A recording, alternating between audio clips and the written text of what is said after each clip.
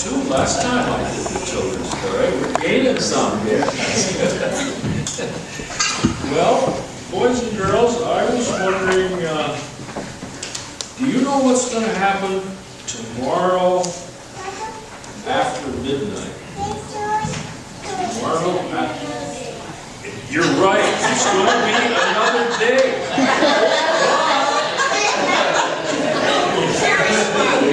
That's a good answer, Daniel. That's right. Now, I don't know if you're aware of that, but today's time, and all summer long, our time has been called Eastern Daylight Savings Time. If you look at the clock, wherever it is, this one up there, we describe what the clock is telling us as Eastern Daylight Savings Time. That means last spring, there's a law, the Congress of the United States passed a law a number of years ago that said at 2 a.m. you move your clock ahead 1 hour, and as soon as it's 2 a.m., now it's 3 a.m., a whole hour evaporated. Isn't that crazy? Yeah, you're right. Well, anyway, what we're going to do now this Sunday morning at 2 a.m., we're going to set the clock back 1 hour, and in an instant, we're going to gain an hour. So that means Sunday morning when you get up, it'll be a whole hour later than usually when you get up. Oh, sorry, I look at that. 8 o'clock. 8 o'clock, it's 9 o'clock. Yep, but it's really 8 o'clock. And don't forget to set your clock ahead, back. When you wake up, your clock might say 9, but really, your dad's clock's going to say 8. Is that confusion or what? Boy, getting technical is not easy, is it? Well, anyway, what that means is you just get up a little bit earlier, actually, in the morning. I mean, when you get up in the morning earlier, it's going to be darker in the morning when you get up.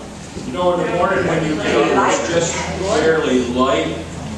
Well, Monday morning when you get up, it's going to be darker. It's going to be lighter. Other way around. See how the technology? In the evening, it's going to get darker. Yeah. So when it's 5 o'clock, it's just almost dark, not quite now. But 5 o'clock Monday night is going to be dark. 5 o'clock Sunday night is going to be dark. Yeah, we got that right. Okay. That's the darkness. The light will come a little early in the morning. But this is what I wanted to tell you. Jesus said, let our light shine so that others can see who I am. Now, do you know what that means?